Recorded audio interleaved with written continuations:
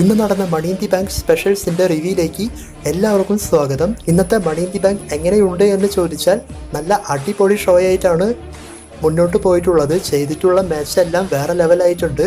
അതുപോലെ സർപ്രൈസ് ആയിട്ടുള്ള ഒരു റിട്ടേണും ഈ മണി ഇൻ ദി ബാങ്കിൽ നമ്മൾക്ക് കാണാൻ സാധിച്ചു.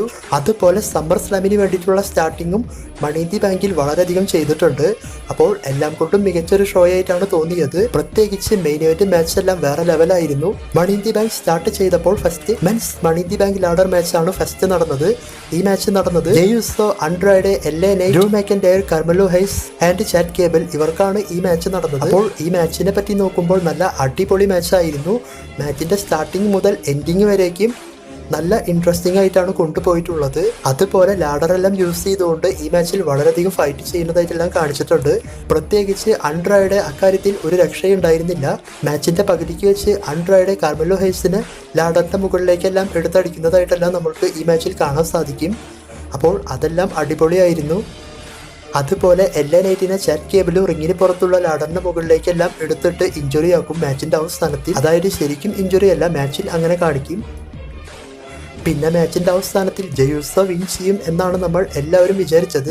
എന്നാൽ Jey Uso money in the bank എടുക്കാൻ പോകുന്ന സമയത്ത് ഡ്രൂ മാക്കൻടയർ ഒരു ലാഡർ എടുത്തുകൊണ്ട് വന്ന് ജെയുസോനെ അവിടെ നിന്നും അറ്റാക്ക് ചെയ്ത് താഴേക്ക് തട്ടിയിട്ട് പിന്നീട് ഒരു ക്ലൈമോർ എല്ലാം ചെയ്ത് ജെയുസോനെ റിങ്ങിൽ നിന്നും ഒഴിവാക്കും. പിന്നീട് ഡ്രൂ മാക്കൻടയർ ലാഡറിന്റെ മുകളിൽ കയറി മണി ഇൻ ദി ബാങ്ക് എടുത്തുകൊണ്ട് ഡ്രൂ മാക്കൻടയർ ആണ് ഈ ഒരു മാച്ച് വിൻ ചെയ്തത്. അതായത് 2024 men's money in the bank വിന്നറായത്. അപ്പോൾ ഈ മാച്ചിന്റെ പ്രൊഡിക്ഷനിലും ഞാൻ പറഞ്ഞിരുന്നു ഒരു സെക്കൻഡ് പ്രൊഡിക്ഷനായിട്ട് ഡ്രൂ മാക്കൻടയറിന്റെ പേരാണ് ഉള്ളത് എന്ന്. പിന്നെ ഈ മാച്ചിൽ പല റെസ്ലേഴ്സ് വരും എന്നൊക്കെ റൂമർ ഉണ്ടായി. ലോഗൻ പോൾ, CM പങ്ക്, അതുപോലെ വൈറ്റ് സ്റ്റിക്സ് ഇവരെല്ലാം വരുമെന്ന്. അപ്പോൾ അങ്ങനെയൊന്നും ഈ മാച്ചിൽ കാണിച്ചില്ല. മാച്ച് മൊത്തത്തിൽ നല്ല ഇൻട്രസ്റ്റിംഗ് ആയിട്ടാണ് കൊണ്ടുപോയിട്ടുള്ളത്. ഇത് കൂടാതെ നിറയെ സംഭവങ്ങൾ ഈ മാച്ചിൽ നടന്നിട്ടുണ്ട്. എല്ലാം പറയാനായിട്ട് ടൈമില്ല. അങ്ങനെ 2024 മണി ഇൻ ദി ബാങ്ക് വിന്നറായേക്കാണ് ഡ്രൂ മാക്കൻടയർ. പിന്നീട് IC ചാമ്പ്യൻഷിപ്പ് മാച്ചാണ് നടന്നത്. ചാമ്പ്യനായ Sami Zayn versus Bron Breakker ഇവർക്കാണ് ഈ മാച്ച് നടന്നത്.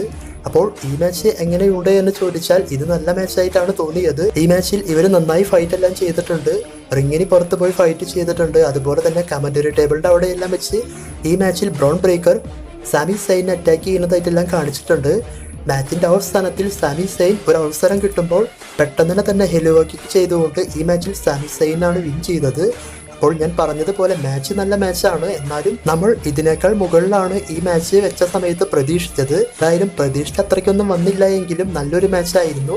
അങ്ങനെ ഈ മാച്ചിൽ സാമി സെയിൻ തന്നെ സ്റ്റിൽ ചാമ്പ്യനായി സമ്മർ സ്ലാമിലേക്ക് പോയേക്കാണ്. പിന്നീട് ട്രിഷ് സ്റ്റാറ്റസ് വന്നുകൊണ്ട് ഒരു സെഗ്മെന്റ് ചെയ്യും എന്നാണ് വിചാരിച്ചത്. എന്നാൽ അവർ വന്നതിന് ശേഷം ഫാൻസുമായി സംസാരിച്ച് നമ്മളാരും പ്രതീക്ഷിക്കാത്ത വിധം ജോൺ സീനനെ റിങ്ങിലേക്ക് വിളിക്കുന്നതായിട്ടും പിന്നീട് ജോൺ സീന സർപ്രൈസ് ആയിട്ട് മണി ഇൻ ദി ബാങ്കിൽ റിട്ടേൺ ചെയ്യുന്നതായിട്ടും കണ്ടു. അപ്പോൾ സീനനെ കണ്ട സമയത്ത് ഫാൻസിന്റെ സന്തോഷം പറയാനില്ല. TV-യിൽ ലൈവ് കണ്ട നമ്മൾക്ക് എന്നാൽ ആ ഒരു സന്തോഷം അധികം നേരം നീണ്ടു നിന്നില്ല.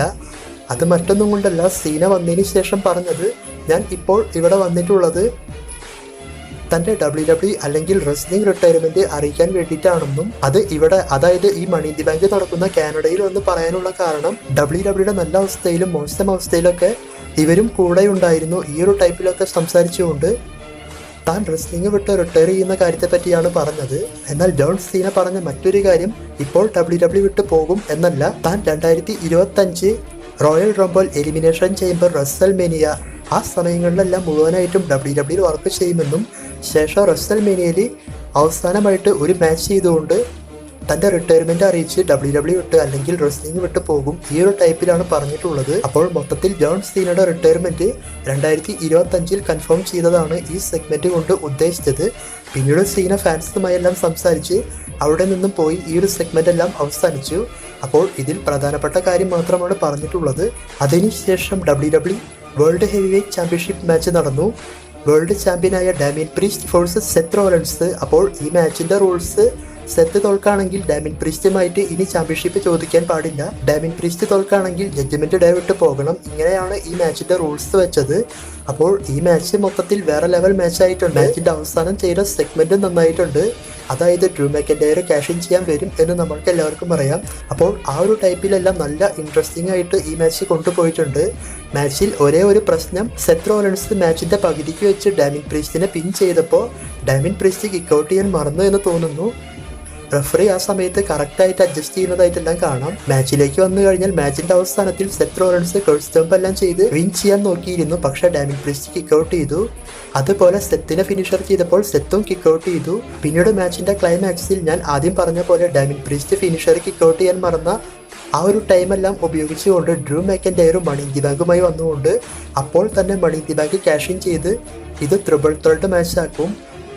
എന്നിട്ട് സെത്ത് റോളൻസിനെ ക്ലൈമോർ ചെയ്യാൻ നോക്കുമ്പോൾ സെത്ത് റോളൻസ് അവിടെ നിന്നും മാറും. എന്നാലും സെത്ത് റോളൻസിനെ ഫ്യൂച്ചർ ഷോക്ക് DDT എല്ലാം ചെയ്ത് ഡ്രൂ മാക്കൻടയർ വിൻ ചെയ്യാൻ പോകുന്ന സമയത്ത് നമ്മളെല്ലാം വിചാരിച്ചതുപോലെ CM പങ്ക് റിങ്ങിൽ വന്നുകൊണ്ട് ഡ്രൂ മാക്കൻടയറെ അറ്റാക്ക് ചെയ്ത് ബാരിക്കേഡിന്റെ അപ്പുറത്തേക്കെല്ലാം വിട്ട് അവിടെ വെച്ച് ചെയർ ഷോട്ട് എല്ലാം കൊടുക്കും.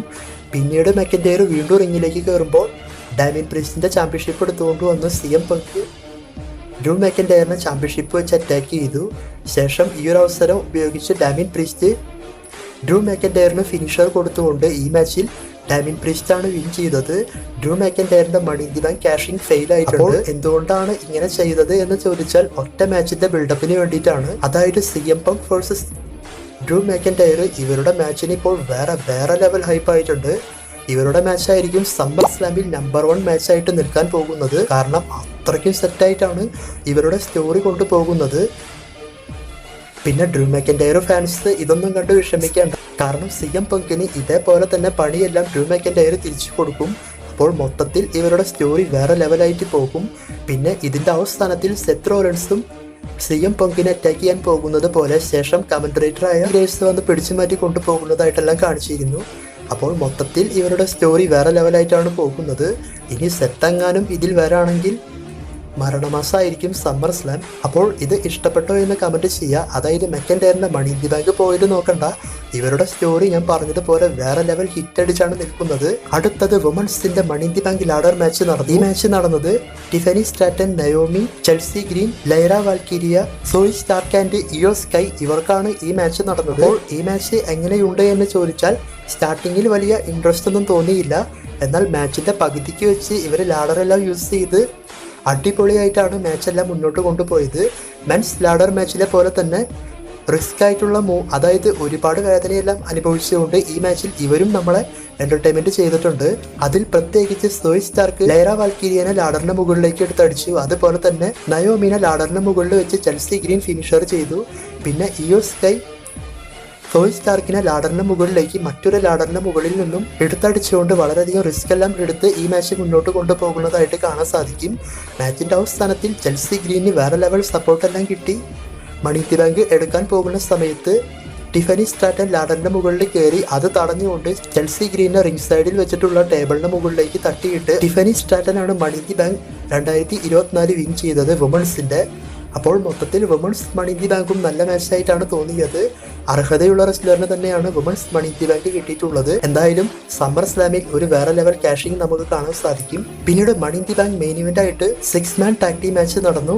Undisputed WWE champion Cody Rhodes, Randy Orton and Kevin Owens versus Tama Tonga, Jacob Fatu, Solo Sikoa ഇവർക്കാണ് ഈ മാച്ച് നടന്നത്. ഈ മാച്ചിനെ പറ്റി നോക്കുമ്പോൾ നല്ല അടിപൊളി മാച്ചായിട്ടാണ് തോന്നിയത്. ലെങ്തായിട്ടും ഈ മാച്ച് മുന്നോട്ട് കൊണ്ടുപോയിട്ടുണ്ട്. പിന്നെ ഈ മാച്ചിൽ ഏറ്റവും കൂടുതലായിട്ട് അടി വാങ്ങുന്നതായിട്ട് കെവിൻ ഓവൻസും റാൻഡി ഓർട്ടനും ഇവരാണ് ഉണ്ടായിരുന്നത്. അതിന്റെ കാരണം മാച്ചിന്റെ അവസാനത്തിലാണ് നമ്മൾക്ക് മനസ്സിലാവുക. എന്നാലും റാൻഡി ഓർട്ടനും കെവിൻ ഓവൻസും എല്ലാം നന്നായി ഫൈറ്റ് എല്ലാം ചെയ്തിട്ടുണ്ട്. മാച്ചിന്റെ അവസാനത്തിലേക്ക് വന്നു കഴിഞ്ഞാൽ സോളോ സിക്കാവ മനഃപൂർവ്വം റെഫറിനെ അറ്റാക്ക് ചെയ്യുന്നത് പോലെ, അതായത് അറിയാതെ സംഭവിച്ചതാണ് എന്ന ലെവലിൽ മനഃപൂർവ്വം റെഫറിനെ അറ്റാക്ക് ചെയ്തു. പിന്നീട് റിംഗ് സൈഡിൽ വെച്ച് ജേക്കബ് ഫാട്ട് കെവിൻ ഓവൻസിനെ അറ്റാക്ക് ചെയ്യാൻ നോക്കുമ്പോൾ കെവിൻ ഓവൻസ് മാറുമ്പോൾ അതും റെഫറിക്കെല്ലാം കിട്ടുന്നതായിട്ട് കാണിച്ചിരുന്നു. അവസാനത്തിൽ റാൻഡി ഓർട്ടൻ ഇവരെയെല്ലാം നിരത്തി RKO ഫിനിഷർ എല്ലാം ചെയ്ത് പിന്നീട് സോളോ സിക്കാവനെയും RKO ചെയ്ത് കമന്ററി ടേബിളിന്റെ മുകളിൽ ഷീൽഡ് പവർ ബൗണ്ട് ചെയ്യാൻ വേണ്ടിയിട്ട് നോക്കും. എന്നാൽ ജേക്കബ് ഫാട്ട് വീണ്ടും വന്നുകൊണ്ട് അവരെയെല്ലാം സൂപ്പർ കിക്ക് ചെയ്ത് ആ ഒരു അവസരമെല്ലാം ഒഴിവാക്കും. പിന്നീട് മാച്ചിന്റെ അവസാനത്തിൽ കോഡി റോഡ്സ് ഒരു അവസരം കിട്ടുമ്പോൾ ബാക്ക് ടു ബാക്ക് സോളോ സിക്കാവയ്ക്ക് ക്രോസ് റോഡ്സ് കൊടുത്ത് മാച്ച് വിൻ ചെയ്യാൻ വേണ്ടിയിട്ട് പ്ലാൻ ചെയ്യും. എന്നാൽ ജേക്കബ് ഫാട്ടോ അവിടെ വന്നുകൊണ്ട് കോഡി റോഡ്സിനെ അറ്റാക്ക് ചെയ്ത് കോഡി റോഡ്സിനെ ഫിനിഷർ എല്ലാം ചെയ്തു. പിന്നീട് സോളോ സിക്കാവയും സമോൺ സ്പൈക്ക് എല്ലാം ചെയ്തതിന് ശേഷം ഈ മാച്ചിൽ അൺഡിസ്പ്യൂട്ടഡ് WWE ചാമ്പ്യൻ കോഡി റോഡ്സിനെ പിൻ ചെയ്ത് സോളോ സിക്കാവയാണ് ഈ മാച്ച് വിൻ ചെയ്തത്, അതായത് ബ്ലഡ് ലൈൻ ടീം. അപ്പോൾ കോഡി റോഡ്സിനെ പിൻ ചെയ്തതിൽ ഒരു കാര്യമുണ്ട്, ഇവർക്ക് സമ്മർ സ്ലാമിൽ മെയിൻ ഇവന്റിൽ ചാമ്പ്യൻഷിപ്പ് ഉള്ളതുകൊണ്ടാണ് ആ മാച്ചിൽ 100% റോമൻ ജിമ്മി ഉസോ ഇവരെ 2 പേരെയും നമ്മൾക്ക് പ്രതീക്ഷിക്കാം. പിന്നെ പോൾ ഹേമനെയും.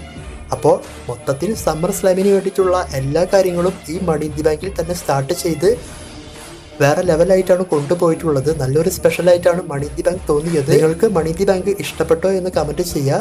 എന്തായാലും സമ്മർ സ്ലാം തീ പാറും എന്നുള്ളത് 100% ഉറപ്പായിട്ടുണ്ട് ഇപ്പോൾ. അപ്പോൾ നിങ്ങളുടെ അഭിപ്രായം കമൻറ്റ് ചെയ്യുക മണി ഇന്ത്യ ബാങ്കിനെ പറ്റിയിട്ടുള്ളത്.